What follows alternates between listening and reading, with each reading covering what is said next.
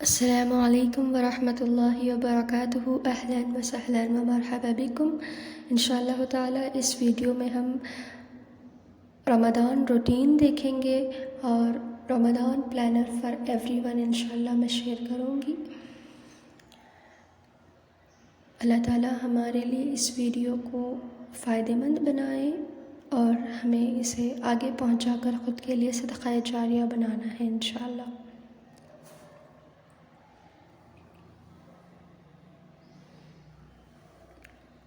تو یہاں پہ دیکھیں کہ ہم رمضان کے بارے میں بات کرنے والے ہیں نا، تو رمضان کیا ہے؟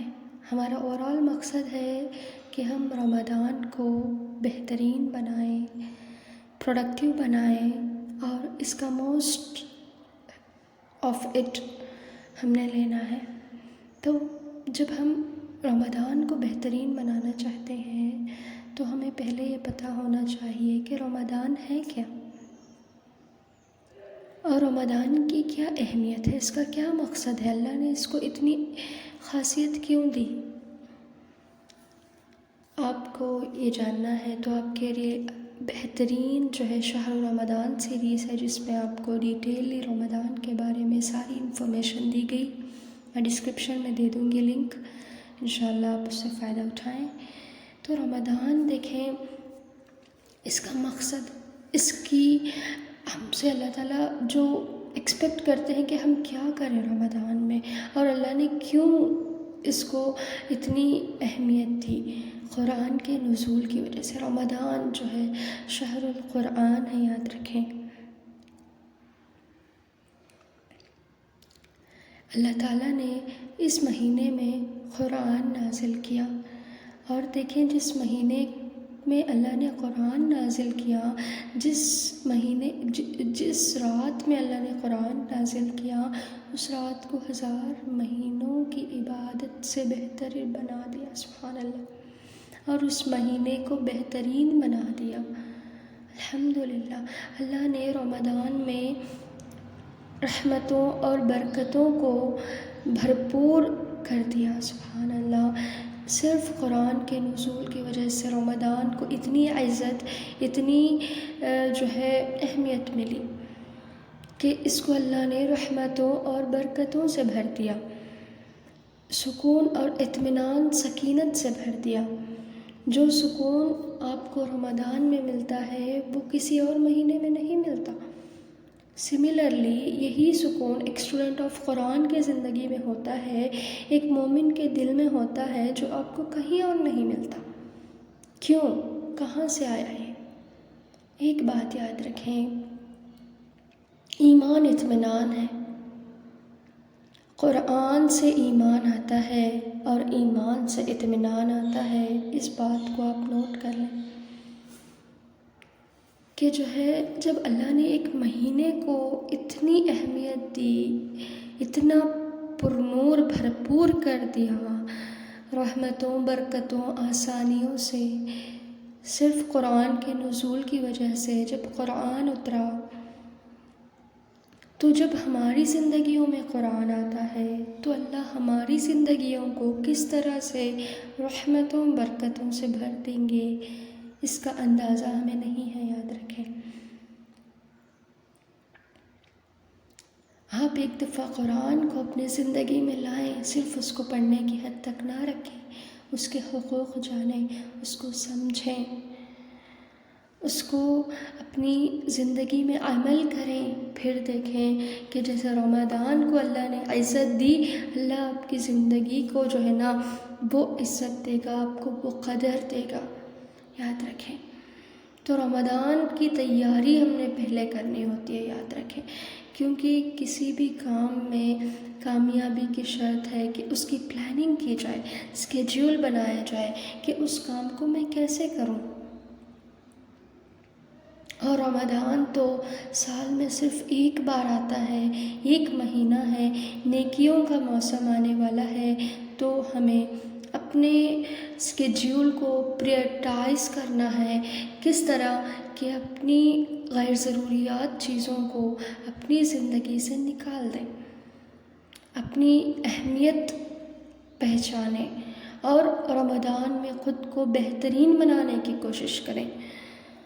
اور اس کے لیے ہمیں سب سے پہلا کام جو کرنا ہے، اپنی نیتوں کو خالص کر لیں، توبہ کریں کہ اللہ جی میری زندگی اب تک جیسی بھی تھی سو تھی، آگے سے میں خود کو بہتر بنانے کی نیت کرتی ہوں، رمضان میں خود کا بیٹر ورژن لانے کی نیت کرتی ہوں، میری مدد کریں۔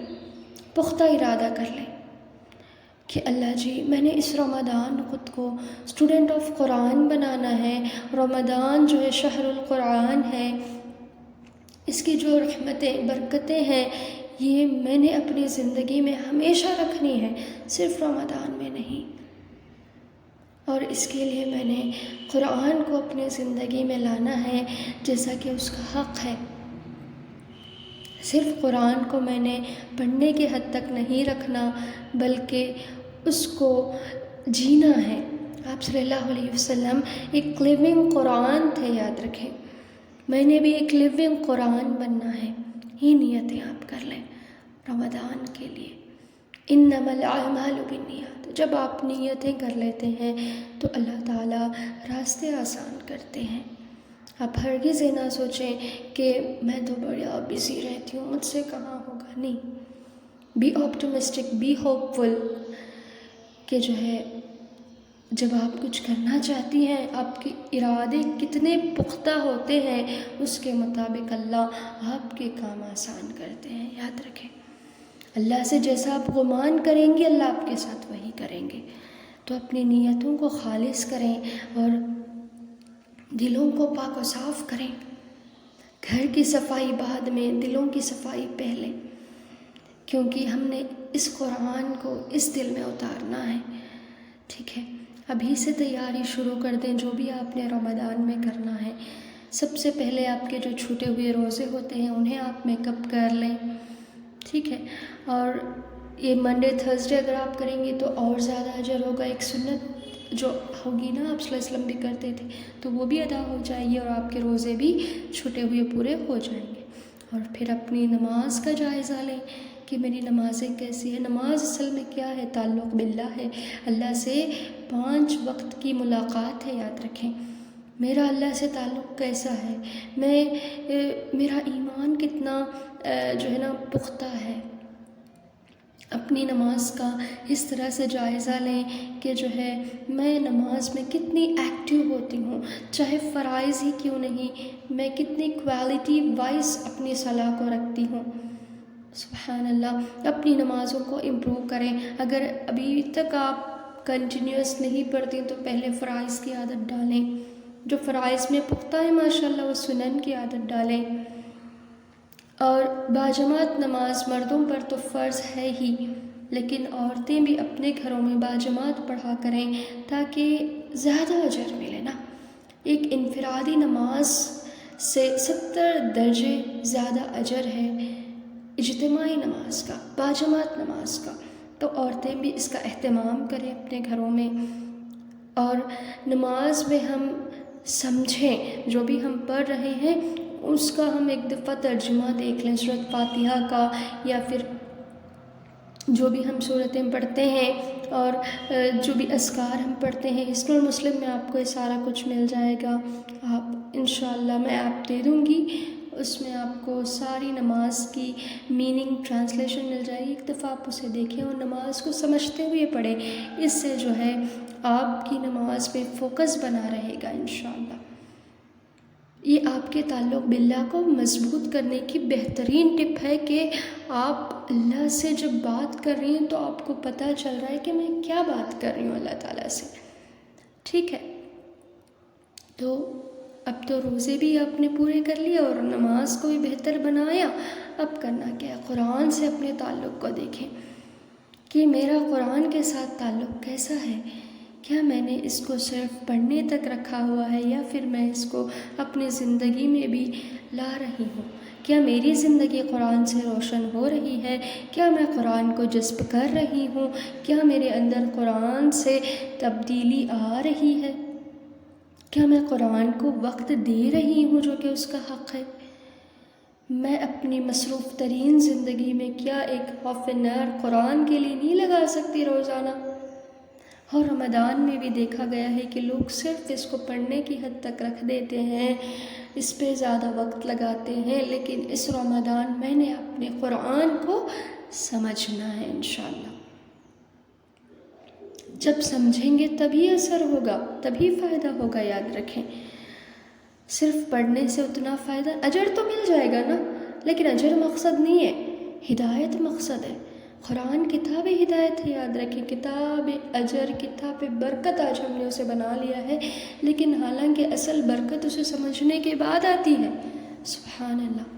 تو اس رمضان میں نے اپنے قرآن کو سمجھتے ہوئے پڑھنا ہے، یہ اپنا گول بنا لیں، دورہ قرآن کرنا ہے انشاءاللہ، جو ہر سال ہوتا ہے، اور اس منڈے سے انشاءاللہ وہ شروع ہونے والا ہے، اس کی بھی میں لنک دے دوں گی انشاءاللہ، یوٹیوب پہ ہوگا نور القرآن کی طرف سے، آپ سبسکرائب کر لیں گی تو آپ کو اپڈیٹس ملتی رہیں گی انشاءاللہ۔ تو اس طرح آپ نے قرآن کو سمجھنے کی نیت کرنی ہے، اور جب آپ قرآن کو سمجھیں گے تو اس کے بعد جو آپ کو فائدے نظر آئیں گے، جو معجزے آپ کی زندگی میں نظر آئیں گے، سبحان اللہ، اس سے آپ حیران ہو جائیں گے۔ بس عمل کی بات ہے، ٹھیک ہے؟ اور دعائیں کریں، اللہم بلغنا رمضان، یا اللہ ہمیں تو رمضان تک لے جا اور اس سے ہمیں بھرپور فائدہ اٹھانے کی توفیق دے۔ دعائیں کریں کہ اللہ جی اب تک جتنے بھی رمضان گزارے، کیا پتہ میرا یہ آخری رمضان ہو، بس اس رمضان کو میں نے زندگی کا بہترین رمضان بنانا ہے کہ مجھے بعد میں افسوس نہ ہو، ٹھیک ہے؟ تو اس طریقے سے دعائیں کریں، دعا مومن کا ہتھیار ہے۔ اپنی نماز کو صحیح کریں، قرآن کو صحیح کریں، یہی ہمارا تعلق باللہ ہے، اللہ سے، یہی ڈیفائن کرتا ہے کہ ہمارا اللہ سے رشتہ کتنا مضبوط ہے۔ یہ بہت اہمیت پلے کرتا ہے، امپورٹنٹ رول پلے کرتا ہے رمضان کو بہترین بنانے میں، پروڈکٹیو بنانے میں۔ تو نماز اور اپنے قرآن کو آپ ٹائم دیں، سمجھتے ہوئے پڑھیں۔ انشاءاللہ آگے اس کو پارٹ 2 میں کنٹینیو کروں گی۔ جزاکم اللہ خیر، والسلام علیکم ورحمۃ اللہ وبرکاتہ۔